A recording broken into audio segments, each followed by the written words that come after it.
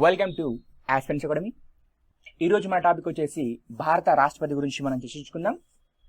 So ఈ polity series మొత్తం complete చేసిన తర్వాతనే మనం నెక్స్ట్ సిరీస్కి వెళ్దాం. సో ఫస్ట్ ఆఫ్ ఆల్ మనం పాలిటీని పూర్తి స్థాయిలో మనం కంప్లీట్ చేసుకుందాం. చర్చించుకునే ముందు మీరు కనుక నా ఛానల్ని ఫస్ట్ టైం వీడియో చేస్తే నా ఛానల్ని సబ్స్క్రైబ్ చేసుకోండి. సబ్స్క్రైబ్ చేసుకున్న వాళ్ళు బెల్ ఐకాన్ని క్లిక్ చేసుకోండి. తద్వారా నేను పెట్టే ప్రతి అప్డేట్ మీ మెయిల్స్లోకి నేరుగా పొందగలుగుతారు. So let's begin. సో భారత రాష్ట్రపతి గురించి మనం చర్చించుకుంటున్నాం. భారత రాష్ట్రపతి మన అందరికీ తెలుసు. సో భారతదేశానికి మొట్టమొదటి పౌరుడు మన రాష్ట్రపతి అని చెప్పేసి మనకు అందరికీ తెలుసు. సో ఆయన గురించి మనం తెలుసుకుందాం. సో ఇక్కడ కీవర్డ్ ఏంటంటే ఆయన అధికారాలు, విధులు, పదవీ కాలం, విరమణ. సో ఈ నాలుగు చుట్టూ ఈ లెసన్ మొత్తం తిరుగుతుంది. సో ఈ కీవర్డ్స్, ఈ 4 కీవర్డ్స్ అని చెప్పేసి గుర్తుంచుకోండి. దీని చుట్టే మనకు ఈ లెసన్ మొత్తం తిరుగుతూ ఉంటుంది. మనం చూద్దాం ఇప్పుడు.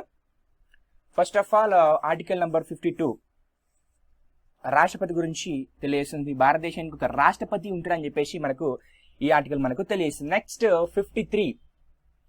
సో రాష్ట్రపతి సర్వోన్నత నిర్వహణ అధికారి.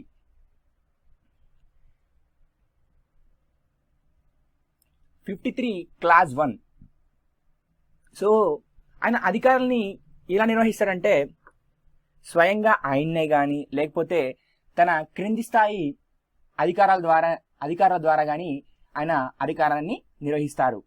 రాజ్యాంగం ప్రకారం అతను స్వయంగా కానీ లేకపోతే క్రింది స్థాయి అధికారాల ద్వారా కానీ తన అధికారాలను నిర్వహిస్తాడని చెప్పేసి గుర్తుంచుకోండి. Next 53 class 2. సో త్రివిధ దళాలకు సర్వ సైన్యాధికారిగా వ్యవహరిస్తారు. సో దీని యొక్క అర్థం ఏంటి? సో త్రివిధ దళాలు అంటే మనకి ఏమేమి వస్తాయి? Army, navy, aviation. So army, navy, aviation. So ఈ మూడిటికి సైన్యాధికారి ఎవరంటే మన భారత రాష్ట్రపతి అని చెప్పేసి గుర్తుంచుకోండి. అంటే మనకు కేంద్రంలో దీనికి రక్షణ శాఖ మంత్రి ఉన్నప్పటికీ కూడా సో అపెక్స్ మాత్రం మన రాష్ట్రపతి అని చెప్పేసి, పూర్తి నిర్ణయం మాత్రం మన రాష్ట్రపతి చేతిలో ఉంటుంది అని చెప్పేసి గుర్తుంచుకోండి. నెక్స్ట్ 53 క్లాస్ 3 సబ్ క్లాస్ ఏ. సో దీని ప్రకారం ఏంటంటే కేంద్ర ప్రభుత్వం ఒక చట్టం రూపంలో రాష్ట్ర ప్రభుత్వాలకు చెందింది మరియు ఒక అథారిటీకి సంబంధించిన అధికారులను మన రాష్ట్రపతికి ట్రాన్స్ఫర్ చేయరాదు అని చెప్పేసి 53 క్లాస్ 3 సబ్ క్లాస్ ఏ మనకు తెలియజేస్తుంది. సో అధికారాలను ఒక చట్టం ద్వారా బదలాయించరాదని చెప్పేసి మనకు తెలియజేస్తుంది ఆర్టికల్ నంబర్ 53 క్లాస్ 3 క్లాస్ ఏ అని చెప్పేసి గుర్తుంచుకోండి. అలాగే నెక్స్ట్ 53 క్లాస్ బి. సో దీని చూసినట్టు మనకు కేంద్రం ఏవైనా అధికారాలు రాష్ట్రపతి కాకుండా ఇతర అథారిటీలకు సంక్రమింపజేసే అధికారం పార్లమెంటుకు ఉంటుంది. సో ఇదే పార్లమెంటుకు వేరే అథారిటీకి, మన రాష్ట్రపతికి కాకుండా వేరే అథారిటీలకు కూడా అధికారాలను ట్రాన్స్ఫర్ చేసే అధికారం మన పార్లమెంటుకు ఉంటుంది. అది ఎప్పుడు సాధ్యమవుతుందంటే ఒక చట్టం చేస్తేనే అది సాధ్యమవుతుంది. మన దేశంలో అల్టిమేట్ డిసిషన్ మొత్తం మన పార్లమెంట్ అని చెప్పేసి గుర్తుంచుకోండి. ఆర్టికల్ నంబర్ 54 రాష్ట్రపతి ఎన్నిక ఎలక్టరల్ కాలేజీ ద్వారా జరుగుతుంది. సో ఈ ఎలక్టరల్ కాలేజీ అంటే ఏంటి? సో దీని అర్థం ఏంటి? ఫస్ట్ ఈ ఎలక్టరల్ కాలేజీ అంటే అర్థం ఏంటి? సో ఎలక్టరల్ కాలేజీ అంటే ఇందులో ఎంపీలు, ఎమ్మెల్యేలు ఉంటారు. సో ఇది ఏంటంటే మనకు ఇక్కడ మనం రాష్ట్రపతిని మనం పరోక్ష పద్ధతిలో మనం ఎన్నుకుంటాం. పరోక్ష పద్ధతిలో ఏంటంటే మనం ప్రత్యక్షంగా ఎవరిని ఎన్నుకుంటాం? ఎమ్మెల్యేలను, ఎంపీలను మనం ఎన్నుకుంటాం. సో వాళ్ళు ఏం చేస్తారంటే రాష్ట్రపతిని ఎన్నుకోవడం జరుగుతుంది ఇలాగన్నమాట. Next article number 55. సో ఇది కూడా రాష్ట్రపతికి ఎన్నిక గురించి తెలియజేస్తుంది. సో దీనికి డిఫరెంట్ ఏంటంటే ఇక్కడ అన్ని రాష్ట్రాలకు సమాన ప్రాతినిధ్యం కల్పిస్తుంది. సో అన్ని రాష్ట్రాల కంటే మొత్తం ఎన్ని రాష్ట్రాలు మనకి 29 రాష్ట్రాలే కదా. సో అంతకుముందు 28 రాష్ట్రాలకి మొన్న 2012లో 28 రాష్ట్రాలకు మాత్రమే ఓటు హక్కు కల్పించడం జరిగింది. సో ఇప్పుడు మనకు 2017 జూన్లో ఎలక్షన్స్ జరుగుతాయి. సో అప్పుడు 29 రాష్ట్రాలు ఈ తమ ఓటు హక్కును వినియోగించుకుంటాయి. సో ఇందులో ఏంటంటే సో ఇక్కడ కేంద్రపాలిత ప్రాంతాలు సో ఏవి అంటే ఢిల్లీ, పుదుచ్చేరి ఈ రెండింటికి కూడా ఓటు హక్కు కల్పించడం జరిగింది రాష్ట్రపతి ఎన్నికల్లో. సో అది ఏ రాజ్యాంగ సవరణ అంటే 70వ రాజ్యాంగ సవరణ. సో 1995 నుంచి వీరు ఓటు వేయడం జరుగుతుంది ఈ ఢిల్లీ, పుదుచ్చేరి. సో ఏ కేంద్ర ప్రాంతాలు అంటే ఢిల్లీ, పుదుచ్చేరి తప్ప మిగతా కేంద్రపాలిత ప్రాంతాలకు ఓటు హక్కు లేదు అని చెప్పేసి గుర్తుంచుకోండి.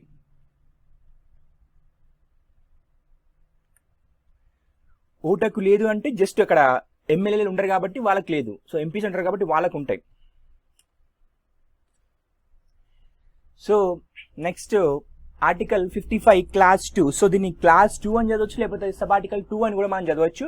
సో రాష్ట్ర జనాభాను ఆ రాష్ట్ర శాసనసభలోని ఎన్నికైన సభ్యులచే భాగించాలి. అలా భాగించగా వచ్చిన లబ్ధంను తిరిగి 1000చే భాగించి 1000కి ఒక ఓటు చొప్పున సభ్యుని గల ఓట్లు ఒక్కొక్క సభ్యుని గల ఓట్లు నిర్ధారించడం జరుగుతుంది. సో నాకు ఇక్కడ ఏం అర్థం కాలే, ఇక్కడ ఏమో రాసింది నాకు కూడా అర్థం కాలే, చూద్దాం దాని వివరణ ఏంటో. సో ఒక్కొక్క ఎమ్మెల్యే ఓటు విలువ ఎలా జరుగుతుందంటే ఆర్టికల్ 52 క్లాస్ 2 ఏం తెలియస్తుందంటే ఒక్కొక్క ఎమ్మెల్యే ఓటు విలువ ఎంత వస్తుంది గురించి మనకు ఆర్టికల్ 55 క్లాస్ 2 తెలుస్తుంది. సో ఎట్లా అంటే 1 ఎమ్మెల్యే ఓట్ ఈక్వల్ టు ఆ రాష్ట్ర జనాభా బై ఎన్నికైన సభ్యుల సంఖ్య మళ్ళీ డివైడ్ బై 1000. సో ఇలా చేస్తే ఒక్కొక్క సభ్యునికి ఒక్కొక్క ఎమ్మెల్యేకు ఆ ఓటు విలువ అనేది ఉండడం జరుగుతుంది. సో మన ఆంధ్రప్రదేశ్ చూసుకున్నట్టయితే మన ఆంధ్రప్రదేశ్ 1971 జనాభా లెక్కలను అనుసరించి ఆంధ్రప్రదేశ్ జనాభా ఓటు విలువ వచ్చేసి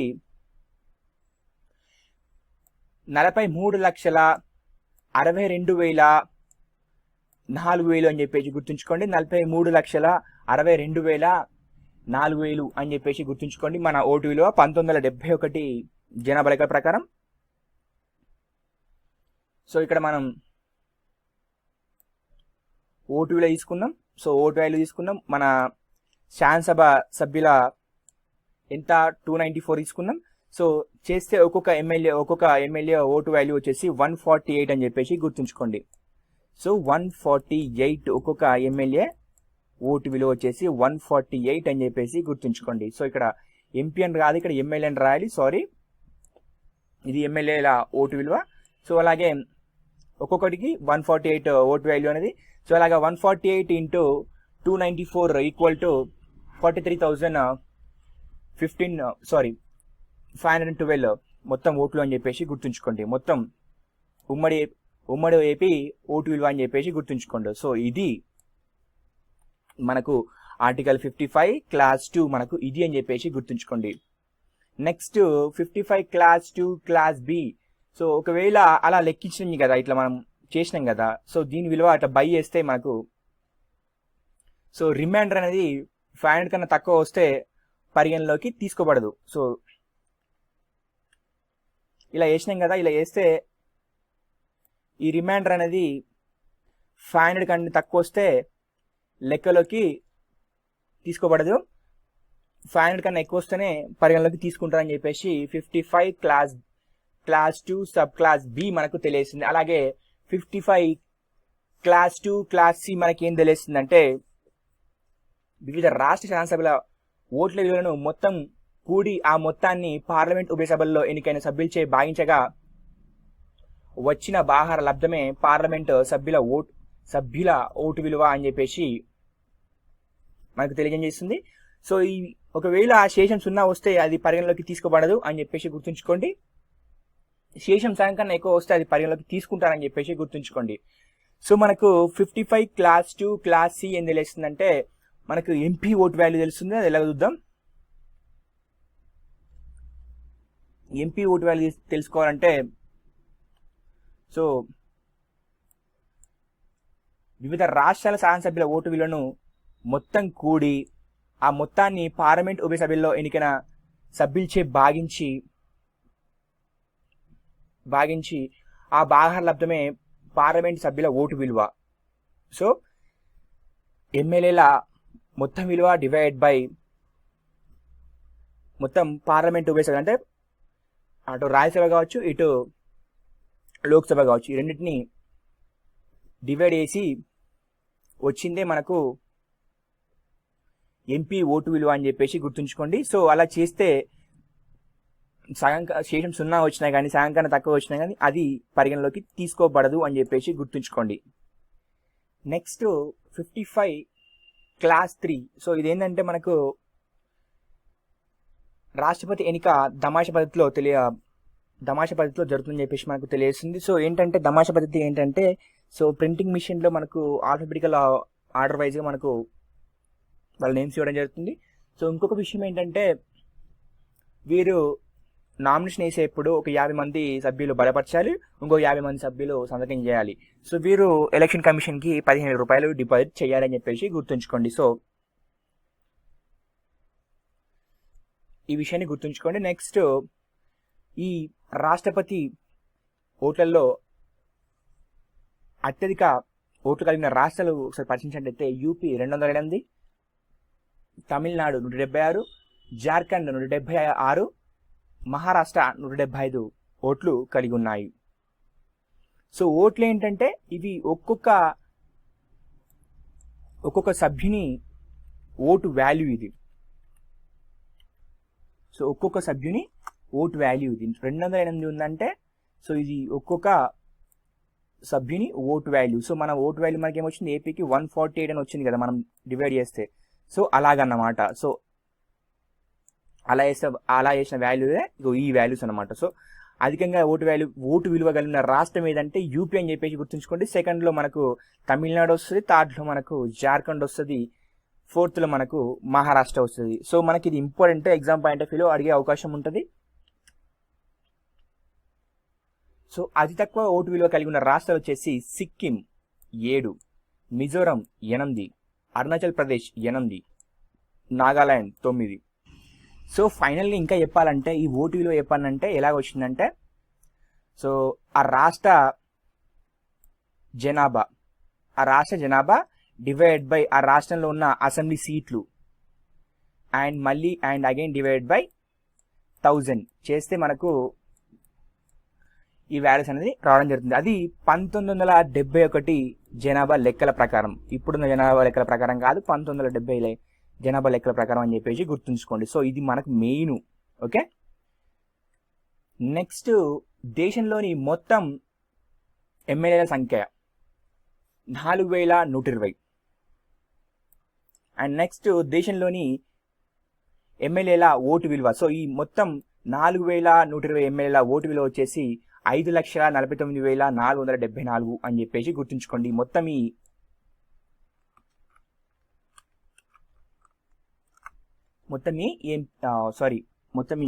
ఎమ్మెల్యేల విలువ, ఓటు విలువ.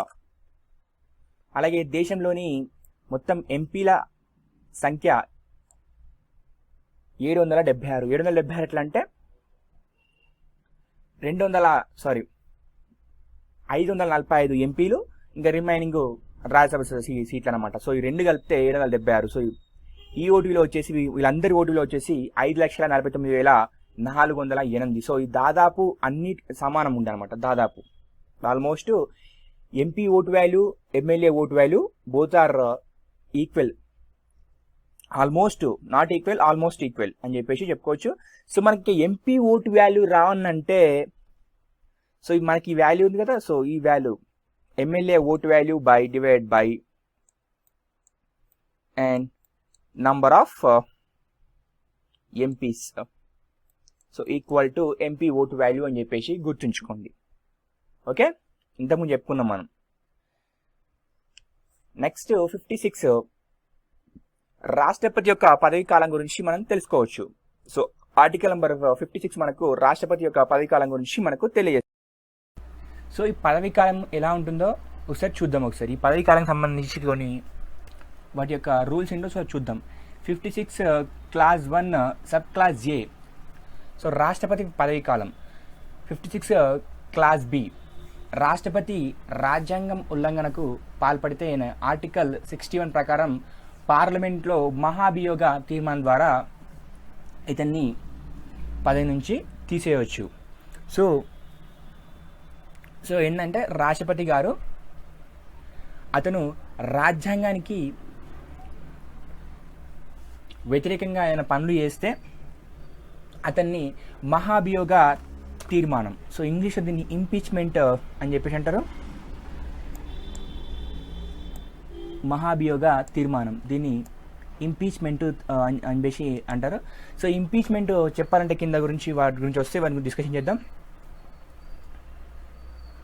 ఆ ఇంపీచ్మెంట్ చెప్పాలంటే ఫస్ట్ 14 రోజుల ముందు లోక్సభలో కానీ రాజ్యసభలో కానీ ఏ సభలో అయినా మనం ప్రవేశపెట్టచ్చు మహాభియోగ తీర్మానాన్ని. సో ఆ 14 రోజుల ముందు నోటీసులు ఇవ్వాలి. 14 రోజుల ముందు స్పీకర్కి తెలియజేయాలి. మహాభియోగ తీర్మానం చేస్తున్నట్టు స్పీకర్కి 14 రోజుల ముందు తెలియాలి. అలాగే ఒక 1/4 మెంబర్స్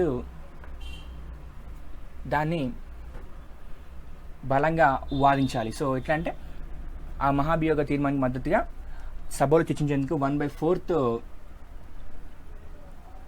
బలాన్ని చేకూర్చుకోవాలి. 2/3 మెంబర్స్ దాన్ని సపోర్ట్ చేస్తే అది నెక్స్ట్ సభలోకి వెళ్తుంది. నెక్స్ట్ సభ అంటే రాజ్యసభలోకి అది వెళ్తుంది. సో రాజ్యసభ ఏం చేస్తుందంటే ఆ రాజ్యసభ దాని మీద విచారించి ఒక న్యాయ కమిటీ అనేది ఏర్పాటు చేయడం జరుగుతుంది. ఒక కమిటీ వేసి విచారించిన తర్వాతనే అప్పుడు రాజ్యసభ డిసిషన్ తీసుకుంటుంది. ఇప్పుడు 56C ఏంటంటే కొత్త రాష్ట్రపతి ప్రమాణ స్వీకారం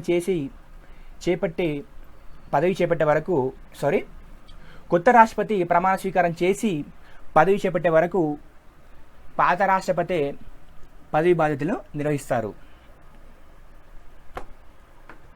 సో ఏంటంటే ఇప్పుడు 2017 జూన్ ఆర్ జూలైలో రాష్ట్రపతి ఎన్నికలు జరుగుతాయి. సో అప్పటి వరకు మన ప్రణబ్ ముఖర్జీ గారే రాష్ట్రపతిగా ఉంటారు. అంటే ఇప్పుడు గ్యాప్ ఉంటుంది కదా, ప్రమాణ స్వీకారం ఎప్పుడు చేస్తారో ఎలక్షన్స్ కూడా అయిపోతాయి. ఎలక్షన్స్ అయిపోయి అతను కొత్తను ప్రమాణ స్వీకారం చేసే వరకు ప్రణబ్ ముఖర్జీ గారే రాష్ట్రపతిగా ఉంటారు. సో ఇప్పుడు 2017లో ఎలక్షన్ జరుగుతూ ఉన్నాయి.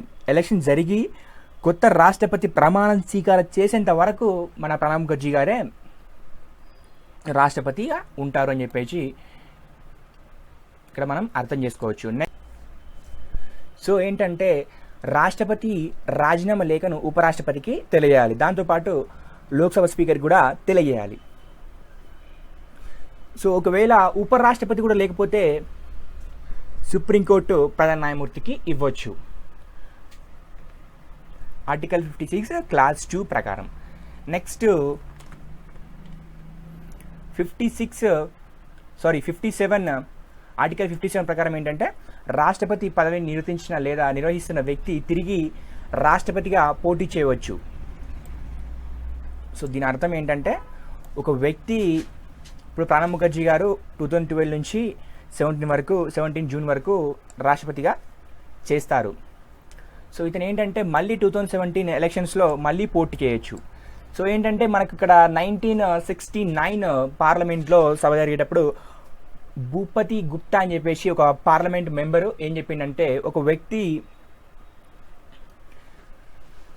2 పర్యాల కంటే ఎక్కువ సార్లు చేయొద్దు అని చెప్పేసి మన నెహ్రూ గారు చెప్పడం జరుగుతుంది. సో భూపతి గుప్తా గారు అడిగిన ప్రశ్నకి నెహ్రూ గారు సమాధానం చెప్తూ భూపతి గుప్తా గారు అడిగిన ప్రశ్నకి నెహ్రూ గారు సమాధానం చెప్తూ ఒక వ్యక్తి 2 పర్యాల కన్నా ఎక్కువ సార్లు రాష్ట్రపతిగా చేయొద్దు అని చెప్పేసి చెప్పడం జరిగింది. అది భూపతి గుప్తా గారు ఏం చెప్తారంటే దానికి ఒక రాజ్యాంగ సవరణ చేయాలని చెప్పేసి చెప్పడం జరుగుతుంది. అలా అవసరం లేదు, జస్ట్ ఒక మనం మౌఖికంగా అనుకుంటే చాలని చెప్పేసి మన నెహ్రూ గారు చెప్పడం జరుగుతుంది. ఆర్టికల్ 58. సో ఇంకొక విషయం ఏంటంటే 2 పర్యాలు అంటే 2 సార్లు రాష్ట్రపతిగా చేసిన వారు ఎవరంటే బాబు రాజేంద్ర ప్రసాద్ అని చెప్పేసి గుర్తుంచుకోండి. 58 ఆర్టికల్. సో ఇక్కడ ఏంటంటే రాష్ట్రపతి యొక్క అర్హతలు. సో రాష్ట్రపతిగా ఎన్నిక కావాలంటే ఏమేమి అర్హతలు కావాలి, సో వాటి గురించి తెలియజేస్తుంది ఆర్టికల్ 58. సో ఆర్టికల్ 58 క్లాస్ 1 భారతదేశ పౌరుడై ఉండాలి, 30 సంవత్సరాలు నిండి ఉండాలి, లోక్సభ సభ్యుడిగా ఎన్నికై అవ్వడానికి తగిన అర్హతలు ఉండాలి అని చెప్పేసి ఇక్కడ గుర్తుంచుకోండి. 58 క్లాస్ 2 కేంద్రం లేదా రాష్ట్రంలో ఆదాయం ఇచ్చే పదవిలో ఉండరాదు. సో దీని మీనింగ్ ఏంటి అసలు? సో ఆదాయాన్ని ఇచ్చే పదవిలో ఉండరాదు అంటే, సో సపోజ్ అతను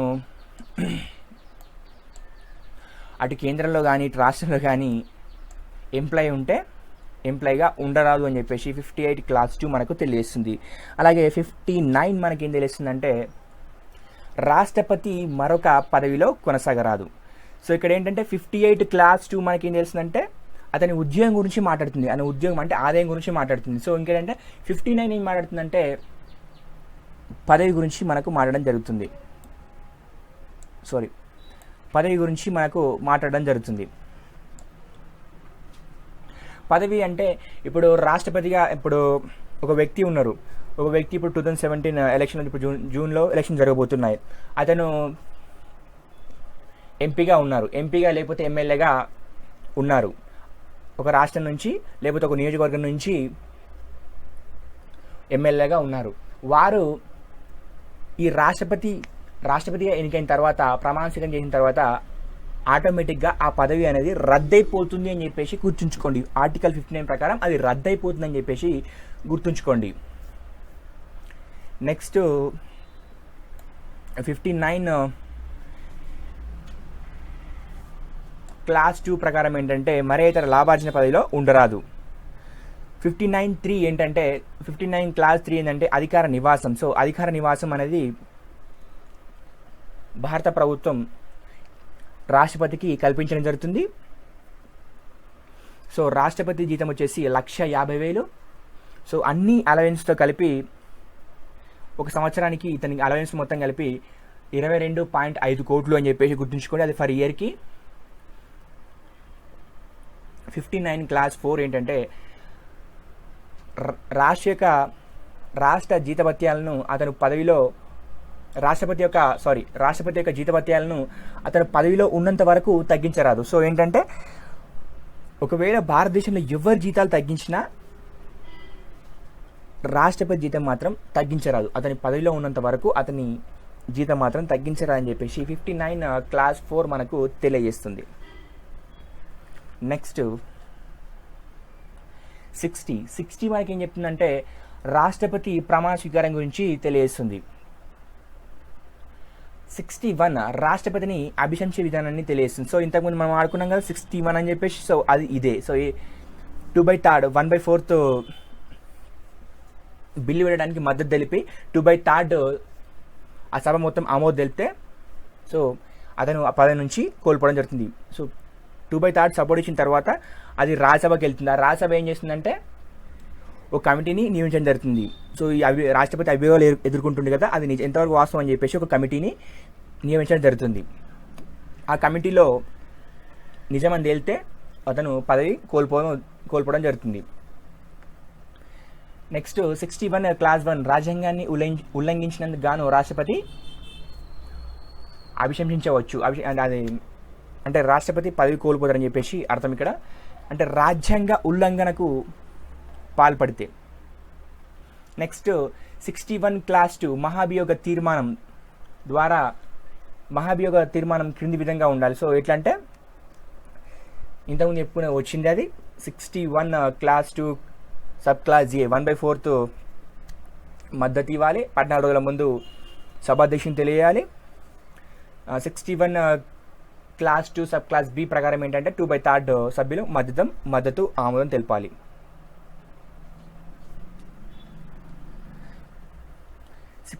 క్లాస్ 3 ప్రకారం అభిశంసన తీర్మానం చేసినప్పుడు రెండో సభ న్యాయ విచారణ చేపట్టాలి. ఇంతకుముందు మనం చెప్పుకున్నాం దీని గురించి. సో అది 61 క్లాస్ 3 అని చెప్పేసి గుర్తుంచుకోండి. 61 క్లాస్ 4 అంటే ఏంటంటే రెండో సభ కూడా 2/3 మెజారిటీతో ఆమోదించాలి. అప్పుడు ఆమోదిస్తే రాష్ట్రపతి గారు పదవి కోల్పోవడం జరుగుతుంది. 62 క్లాస్ 1 రాష్ట్రపతి పదవీ కాలం ముగియక ముందే నూతన రాష్ట్రపతిని ఎన్నుకోవడం. సో ఇప్పుడు ఏ సందర్భాల్లో ఇలాంటి జరుగుతాయంటే, ఒకటి రాష్ట్రపతి మరణించినప్పుడు, లేదా రాష్ట్రపతి మీద మహాభియోగ తీర్మానం పెట్టినప్పుడు ఇలాంటివి జరుగుతాయి. అలా జరిగినప్పుడు 6 నెలల లోపు ఆ పోస్టును భర్తీ చేయాలి. అది 62 క్లాస్ 2 ప్రకారం. నెక్స్ట్ రాష్ట్రపతి గల అధికారాల గురించి మనం మాట్లాడుకుందాం. సో అయిపోయింది, రాష్ట్రపతి ఎన్నిక అయిపోయింది, రాష్ట్రపతి యొక్క అర్హతలు అయిపోయినాయి. నెక్స్ట్ రాష్ట్రపతి యొక్క పదవీ విరమణ ఎలా ఎంతో కూడా మనం చర్చించుకున్నాం. సో రాష్ట్రపతి యొక్క పవర్స్ ఏంటి, అతని యొక్క పవర్స్ ఏంటి గురించి మనం మాట్లాడుకుందాం. సో అతని పవర్స్ గురించి చెప్పాలంటే కార్యనిర్వహణ అధికారాలు. సో దీన్ని ఇంగ్లీష్లో ఎగ్జిక్యూటివ్ పవర్స్ అని చెప్పేసి అనడం జరుగుతుంది. సో అది ఎందుకు చూద్దాం. సో 53 ప్రకారం మనం చెప్పుకుందాం కదా ఫస్ట్ దాంట్లో కార్యనిర్వహణ అధికారాలు. సో అతని అధికారాలను స్వయంగా కానీ కింది స్థాయి అధికారుల ద్వారా కానీ నిర్వహిస్తారు. నెక్స్ట్ 74 క్లాస్ 1 రాష్ట్రపతి ప్రధానమంత్రి అధ్యక్షతన గల మంత్రిమండలి సహకారాలతో విధులను నిర్వహిస్తారు. సో ఏంటంటే, మన రాష్ట్రపతి ప్రధానమంత్రి మరియు అతని మంత్రిమండలి సలహా మేరకు ఆయన తన విధులను నిర్వహిస్తారని చెప్పేసి గుర్తుంచుకోండి. సో వీళ్ళ సలహా మేరకే మన రాష్ట్రపతి గారు తన విధులను నిర్వహిస్తారు. సో ఎలాగంటే, ఇప్పుడు ఒక దేశాన్ని సందర్శించాలని చెప్పేసి ఆహ్వానం వచ్చిందనుకోండి, ప్రధానమంత్రి గారు వేరే దేశంలోకి వెళ్ళారనుకోండి. సో ప్రధానమంత్రి గారు రాష్ట్రపతి గారికి చెప్తే ఏమని, మీరు పలానా దేశాన్ని వెళ్ళాలని చెప్పేసి చెప్తే మన రాష్ట్రపతి వెళ్ళడం జరుగుతుంది, ఇలాగన్నమాట. నెక్స్ట్ 77 కేంద్రం కార్యనిర్వాహక అధికారాన్ని రాష్ట్రపతి పేరుగా జరుగుతాయి. సో ఈ ఎగ్జిక్యూటివ్ పవర్స్ అన్నీ, సెంట్రల్లో ఎగ్జిక్యూటివ్ పవర్స్ అన్నీ మనం రాష్ట్రపతి పేరు మీదనే జరుగుతాయని చెప్పేసి గుర్తుంచుకోండి. అది ఆర్టికల్ 77 అని చెప్పేసి గుర్తుంచుకోండి. సో ఆర్టికల్ 77 ఏం మనకు తెలియస్తుందంటే, ఈ ఎగ్జిక్యూటివ్ పవర్స్ మొత్తం రాష్ట్రపతి పేరు మీదగానే జరుగుతాయని చెప్పేసి గుర్తుంచుకోండి. ఆర్టికల్ 78 ఏంటంటే, కేంద్ర క్యాబినెట్ తీసుకున్న నిర్ణయాలన్నీ ప్రధానమంత్రి రాష్ట్రపతికి తెలియాలి. సో ప్రధానమంత్రి అతని క్యాబినెట్ తీసుకున్న నిర్ణయాలన్నీ ఆర్టికల్ 78 ప్రకారం మన రాష్ట్రపతికి తెలియాల్సి వస్తుంది. నెక్స్ట్ శాసనాధికారుల గురించి చెప్పుకుందాం. సో ఇది ఇంతవరకు ఎగ్జిక్యూటివ్ పవర్స్ ఏంటంటే 53, 74, 77, 78. సో 53 మనకు తెలిసి ఏంటిది, కార్యనిర్వహణ అధికారాలు మనకు తెలుసు. నెక్స్ట్ 74 ఈ 74 క్లాస్ 1 మనకేంటో తెలుసు. సో ప్రధానమంత్రి అతని మంత్రిమండలి సలహా మేరకు విధులు నిర్వహిస్తారు మన రాష్ట్రపతి గారు. నెక్స్ట్ 77 ఏంటంటే, మొత్తం ఎగ్జిక్యూటివ్ పవర్స్ మొత్తం మన రాష్ట్రపతి పేరు మీదనే జరుగుతాయని చెప్పేసి గుర్తుంచుకోండి. నెక్స్ట్ 78 ఏంటంటే, ప్రధానమంత్రి అతని మంత్రిమండలి తీసుకున్న నిర్ణయాలు మన రాష్ట్రపతి గారికి తెలియాలని చెప్పేసి గుర్తుంచుకోండి. సో 53, 74, 78. సో ఇవన్నీ ఎగ్జిక్యూటివ్ పవర్స్ కిందకి వస్తాయి. సో ఇవి ఇంపార్టెంట్, చూసుకోండి ఇవి ఒకసారి. నెక్స్ట్ శాసన అధికారాలు. సో శాసన అధికారాలని ఇంగ్లీష్లో లెజిస్లేటివ్ పవర్స్ అని అనడం జరుగుతుంది. సో రాష్ట్రపతి పార్లమెంట్లో అంతర్భాగం. సో ఎట్లా అంటే అది చూద్దాం. ఆర్టికల్ 86 ప్రకారం మన రాష్ట్రపతి గారు పార్లమెంట్లో ప్రసంగించడం జరుగుతుంది. ఆర్టికల్ 86 ప్రకారం. ఆర్టికల్ 80 క్లాస్ 3 ప్రకారం రాజ్యసభకు 12 మందిని నామినేట్ చేస్తారు. సో ఎవరి ఆదేశాల మేరకు నామినేట్ చేస్తారంటే, ప్రధానమంత్రి ఆదేశాల మేరకు ఆర్టికల్ 80 క్లాస్ 3 ప్రకారం 12 మందిని నామినేట్ చేస్తారు. సో ఆ 12 మంది ఎట్లా అంటే, కళలు, క్రీడలు, ఆర్థిక రంగాలు, సో వీళ్ళన్నింటినీ కలిపి కొంత 12 మందిని ఎంపిక చేయడం జరుగుతుంది.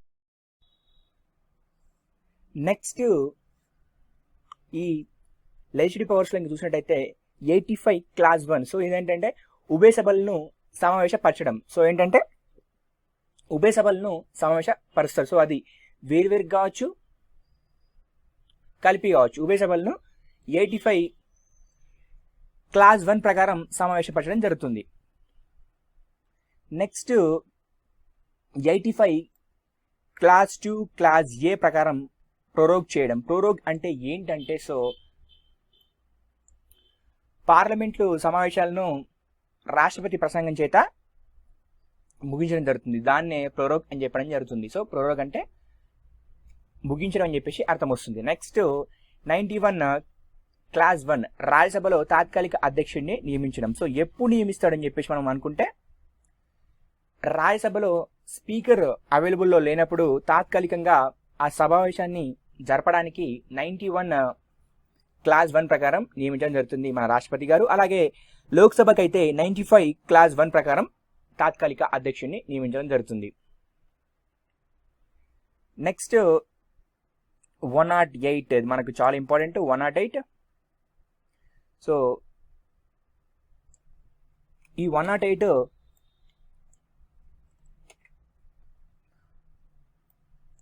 ఏంటంటే, ఒక బిల్లు విషయంలో ప్రతిష్టంభన ఏర్పడితే 2 సభలను కలిపి సమావేశపరచడం అన్నమాట.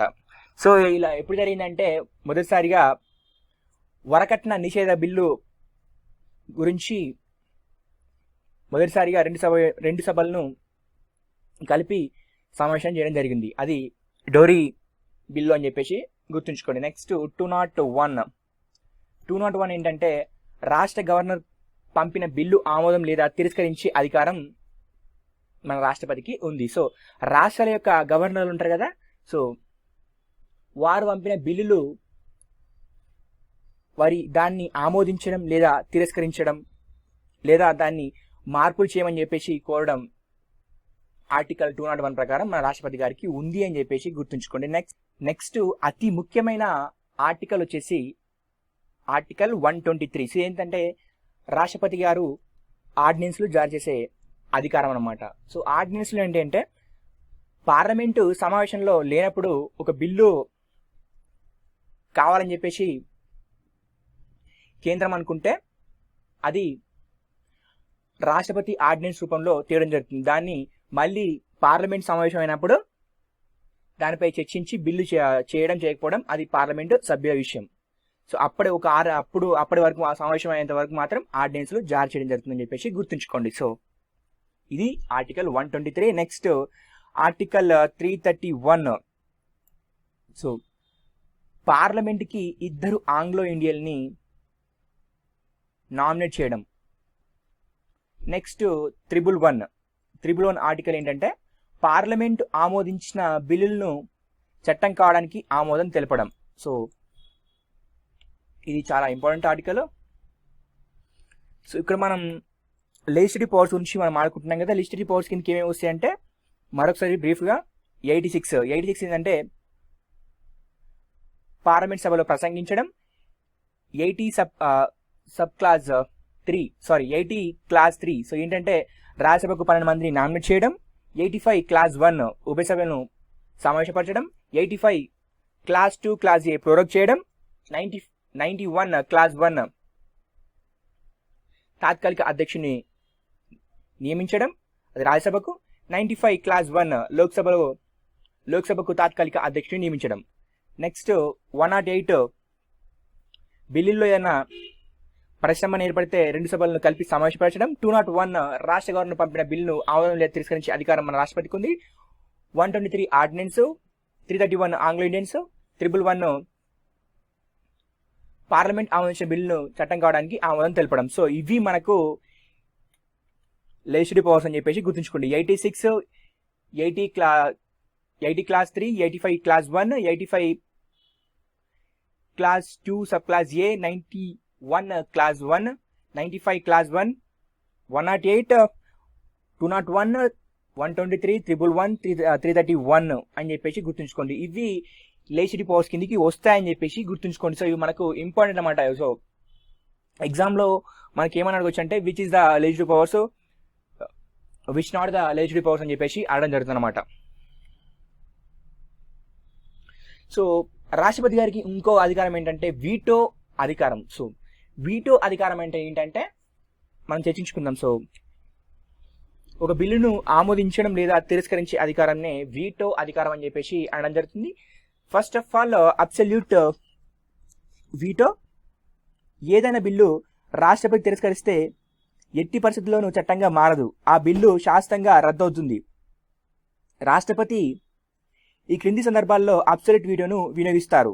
ఏ సందర్భాల్లో అంటే ప్రైవేటు మెంబర్స్ బిల్ విషయంలో అబ్సల్యూట్ వీటో ప్రయోగించడం జరుగుతుంది. నెక్స్ట్ ఇంకోటి ఏంటంటే క్యాబినెట్ ఆమోదం పొందిన ప్రభుత్వ బిల్లులు రాష్ట్రపతి ఆమోదానికి పంపబడి రాష్ట్రపతి ఆమోదం తెలపక ముందే మంత్రి మండలి రాజీనామా చేస్తే కొత్తగా ఏర్పడిన మంత్రి మండలి ఆ బిల్లును ఆమోదించవద్దని రాష్ట్రపతి సలహా ఇచ్చినప్పుడు అబ్సల్యూట్ వీటో ప్రయోగించడం జరుగుతుంది. Next qualified veto. సో ఈ క్వాలిఫైడ్ వీటో అంటే ఏంటంటే పార్లమెంటు ఒక బిల్లుపై ఆమోదం తెలిపి రాష్ట్రపతి ఆమోదం కోసం పంపడం జరిగింది. రాష్ట్రపతి దాన్ని తిరిగి సవరణ చేయమని చెప్పేసి పార్లమెంటుకు పంపడం జరిగింది. పార్లమెంటు సవరణ 2/3 మెజార్టీతో మళ్ళీ దాన్ని ఆమోదించి రాష్ట్రపతి ఆమోదాన్ని పంపితే అప్పుడు రాష్ట్రపతి గారు దాన్ని తిరస్కరించినా ఒకవేళ ఆమోదించినా ఆమోదించకపోయినా అది ఆ బిల్లు పాస్ అవుతుందని చెప్పేసి క్వాలిఫైడ్ వీటో చెప్పడం జరుగుతుంది. Next packet veto. సో ఏంటంటే పేరులోనే ఉంది ప్యాకెట్ వీటో వీటో అని చెప్పేసి. సో పార్లమెంట్ చేత ఆమోదించిన బిల్లు రాష్ట్రపతి చేతకు ఆమోదం కోసం వెళ్తుంది కదా, అప్పుడు తన అభిప్రాయం ఏంటో చెప్పకుండా ఆ బిల్ని హోల్డ్లో ఉంచడం అనమాట. అంటే ఆ బిల్లు పైన ఎలాంటి అభిప్రాయం చెప్పాడు, సో తిరస్కరిస్తుందా లేకపోతే అంగీకరిస్తుందా ఇలా తన అభిప్రాయం చెప్పకుండా అలానే హోల్డ్లో ఉంచడం, దాన్ని పాకెట్ వీటో అని చెప్పేసి అనడం జరుగుతుంది. సో ఇక్కడ ఆర్థిక అధికారాలు. సో ఆర్థిక అధికారాల గురించి మనం ఇంకా చర్చించాలంటే సో ఆర్టికల్ 117 సో ద్రవ్య బిల్లును రాష్ట్రపతి అనుమతితో లోక్సభలో ప్రవేశపెట్టాలి. సో ఇక్కడ రాంగ్ పడింది. ద్రవ్య బిల్లును రాష్ట్రపతి అనుమతితో లోక్సభలో ప్రవేశపెట్టాలి. ఆర్టికల్ 280 ప్రకారం ఏంటంటే ఒక ఆర్థిక సంఘాన్ని 5 సంవత్సరాల కాలానికి రాష్ట్రపతి నియమిస్తారు. 267 అగంతక నిధిని ఇతని అధీనంలోనే ఉంటుందని చెప్పేసి గుర్తుంచుకోండి. సో అగంతక నిధి ఉంటుంది కదా, అగంతక నిధి. సో ఈ నిధి ఆర్టికల్ 267 ప్రకారం రాష్ట్రపతి ఆధీనంలోనే ఉంటుందని చెప్పేసి గుర్తుంచుకోండి. సో 117, 280, 267 అని చెప్పేసి గుర్తుంచుకోండి. ఇవి ఆర్థిక అధికారాల కిందికి వస్తాయని చెప్పేసి గుర్తుంచుకోండి. Next judicial powers. So judicial powers చూడాలంటే 72 క్లాస్ 1. సో ఏంటంటే రాష్ట్రపతికి న్యాయస్థానాలు విధించే శిక్షను మార్చే అధికారం ఉంది. సో అది ఎట్లా అంటే క్షమాభిక్ష పెట్టొచ్చు, లేకపోతే శిక్షను తగ్గించవచ్చు, లేదా శిక్షలో మార్పు చేయవచ్చు. సో ఇలాంటివి అన్నమాట. శిక్షను తగ్గించవచ్చు, శిక్షలో మార్పు చేయవచ్చు, లేదా శిక్షను రద్దు చేయవచ్చు. సో మనం చూస్తూ ఉంటాం ఏంటంటే వీళ్ళు ఆగస్టు 15 కానీ నెక్స్ట్ జనవరి 26 కానీ రిలీజ్ అవ్వడం జరుగుతుంది. లేకపోతే వాళ్ళకు ఇలాంటివన్నీ అవి ఆగస్టు 15 కానీ 26 కానీ ఇలా చేయడం జరుగుతుంది. 72 క్లాస్ 1 ప్రకారం జ్యుడిషియల్ పవర్స్ ఉంటాయని చెప్పేసి గుర్తుంచుకోండి. నెక్స్ట్ మిలిటరీ పవర్స్ వస్తే మనం ఆడుకుంటే 53 గురించి మనం ఆడుకోవచ్చు. సో రాష్ట్రపతి సర్వసైన్య అధ్యక్షుడు అని చెప్పి చెప్పుకున్నాం. Military, next navy, aviation. So ఈ రంగాలకు మొత్తం అల్టిమేట్ డిసిషన్ మన రాష్ట్రపతి అని చెప్పేసి గుర్తుంచుకోండి. నెక్స్ట్ దౌత్య సంబంధాలు లేదా దౌత్య అధికారాలు. సో ఈ దౌత్య అధికారుల గురించి చెప్పానంటే ఒక దేశంతో యుద్ధం ప్రకటించాలన్నా లేకపోతే ఒక దేశంతో సంధి చేసుకోవాలన్నా అల్టిమేట్ డిసిషన్ మన రాష్ట్రపతిదే. అంటే ప్రధానమంత్రి వారి మంత్రులతో చర్చించి అల్టిమేట్ డిసిషన్ మాత్రం మన రాష్ట్రపతి తీసుకోవడం జరుగుతుందని చెప్పేసి గుర్తుంచుకోండి. సో నెక్స్ట్ ఏంటంటే ఆర్టికల్ 352. సో ఇది మనకి ఏం తెలియజేస్తుందంటే జాతీయ అత్యవసర పరిస్థితి గురించి తెలియజేస్తుంది.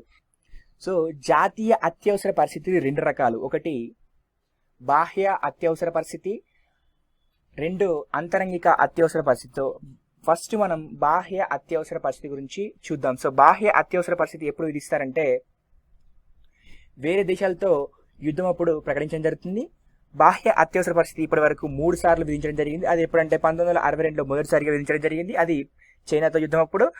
సెకండ్ 1968లో విధించడం జరిగింది, 1968లో అది పాకిస్తాన్తో యుద్ధం అప్పుడు. మళ్ళీ 1971లో బంగ్లాదేశ్ విషయమై పాకిస్తాన్తో మళ్ళీ యుద్ధం. సో ఈ 3 పరిస్థితుల్లో బాహ్య అత్యవసర పరిస్థితి విధించడం జరిగింది. అలాగే అంతరంగిక అత్యవసర పరిస్థితి ఇది ఎప్పుడు విధిస్తారంటే దేశంలో అల్లకల్లాలు జరుగుతున్నప్పుడు అంతరంగిక అత్యవసర పరిస్థితి విధించడం జరుగుతుందని చెప్పేసి గుర్తుంచుకోండి. Next article number 356. సో ఏంటంటే రాష్ట్రాల్లో రాష్ట్రపతి పాలన. సో మనకు బాగా తెలుసు ఈ విషయం ఆర్టికల్ 356 గురించి. ఏంటంటే ఒక రాష్ట్రంలో ఏ ప్రభుత్వాన్ని ఏర్పరచడానికి మెజార్టీ రానప్పుడు ఆ రాష్ట్రం రాష్ట్రపతి పాలనలోకి వెళ్తుందని చెప్పేసి గుర్తుంచుకోండి. ఇంకో విషయం ఏంటంటే ఆ రాష్ట్రంలో మత కలహాలు జరిగినప్పుడు కూడా రాష్ట్రపతి పాలన కిందికి వెళ్తుంది. మత కలహాలు జరిగినప్పుడు అది రాష్ట్ర ప్రభుత్వం కంట్రోల్ చేయనప్పుడు ఆర్టికల్ 356 ప్రకారం అది రాష్ట్రపతి పాలన కిందికి వెళ్తుందని చెప్పేసి గుర్తుంచుకోండి. Next article 360. సో ఆర్టికల్ 360 మనకి ఏం చేస్తుందంటే ఆర్థిక అత్యవసర పరిస్థితి. సో ఆర్టికల్ 360 ఏంటంటే ఆర్థిక అత్యవసర పరిస్థితి. ఈ ఆర్థిక అత్యవసర పరిస్థితి మనకి ఎప్పుడంటే దేశంలో మూలధన డబ్బు కొరత ఉన్నప్పుడు ఈ ఆర్థిక అత్యవసర పరిస్థితి విధించడం జరుగుతుంది. ఇప్పటి వరకు ఒక్కసారి కూడా ఈ ఆర్థిక అత్యవసర పరిస్థితి మనం విధించలేదు మన దేశంలో. So thanks for watching. Signing off this lecture. Thanks for watching. Jai Hind.